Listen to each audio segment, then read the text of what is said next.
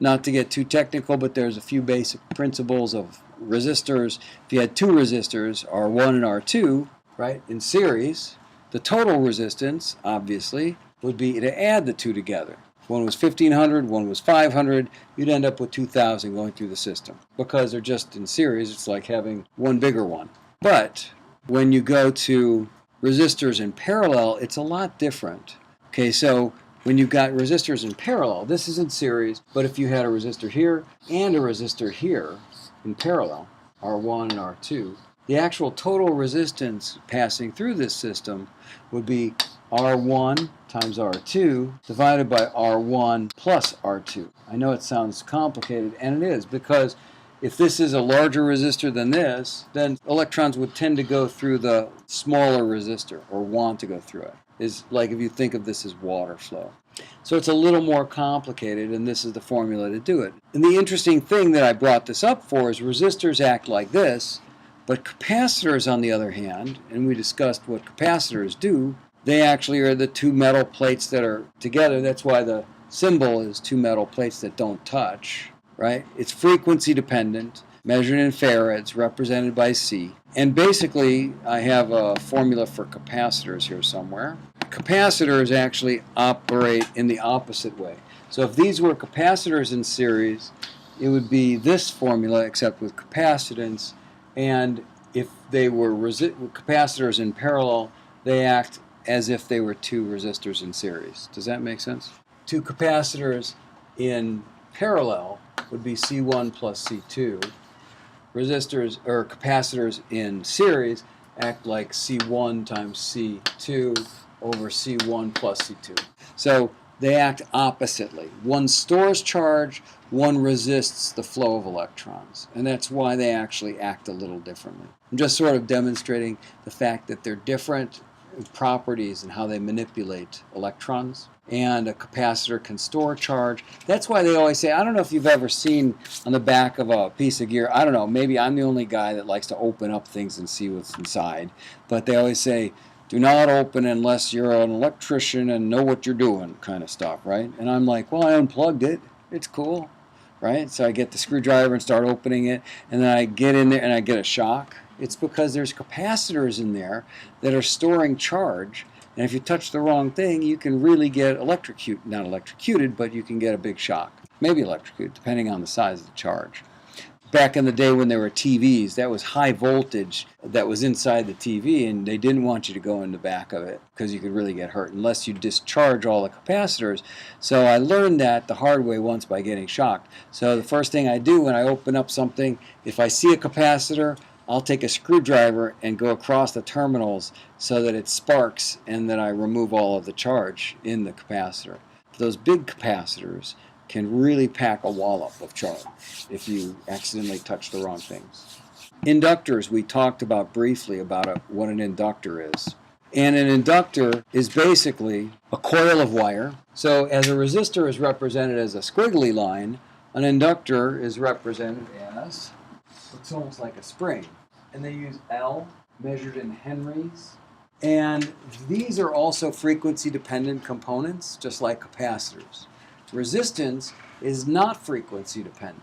So that's how when you combine a resistor with an inductor and a capacitor and all that kind of stuff, you can manipulate the frequency response of a circuit of a signal going through it. Then, of course, I couldn't leave out transformers. We're right at the end of all of this technical stuff. So transformers are basically two different coils of wire with some sort of center, and if a signal comes in here, the magnetic fields induce the signal to go through. And we use transformers all the time to isolate noise in audio, right? When they say, oh, it's a great piece of gear, it's got big transformers on the back. Basically what they're talking about is the signal coming in goes through a transformer system, so you leave any sort of problems that might have occurred coming into the piece of gear behind by not even connecting it with a wire, just through a magnetic field. And you can isolate noise that way, you can balance cabling that way. We'll talk about what balanced and unbalanced cabling is when you hook up gear and why one's better than the next and so on. But transformers are used quite a bit.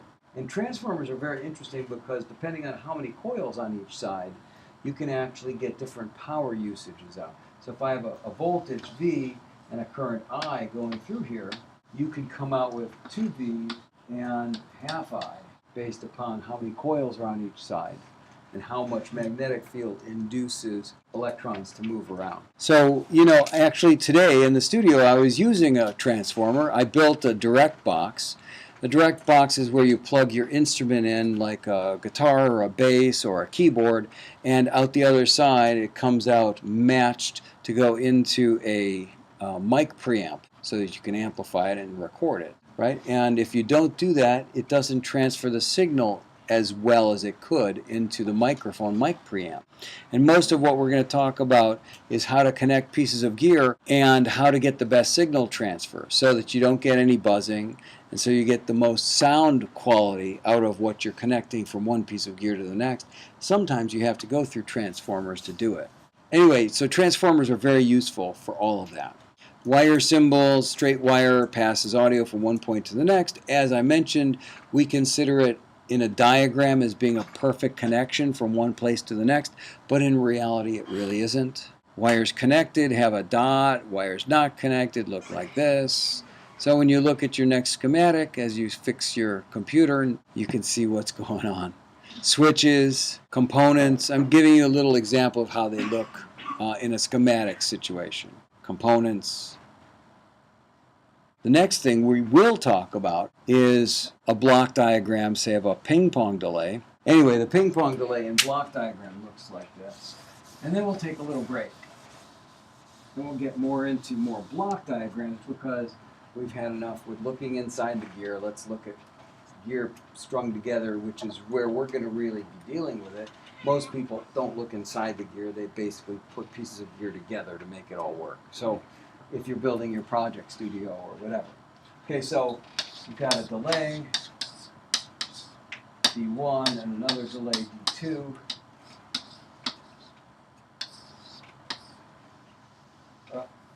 You go into one and then feed back into the next one, and vice versa. This one feeds back into that one, and it eventually comes out connecting like that. You can make ping pong delays where you go into one, feed back into the next, feed back into the next. And if you look at this slide a little more closely, you'll see that this is sort of a block diagram showing how it works. We're not showing you the electronics inside the delays, but this is sort of showing you how the signal flows. And this is the kind of thought process that we're going to be doing when you start setting up mixes and you're doing signal flow and you're sending the guitar signal through a delay and then you're returning it through some reverb and you're going through different functions to make a mix. You're thinking more like a block diagram. But I wanted to give a little time to what the schematic really means because they both relate. The schematic would be what's inside that delay. But now we're going to step back and take a bigger view of it and how we really want to make our signals flow to get the sounds that we're looking for.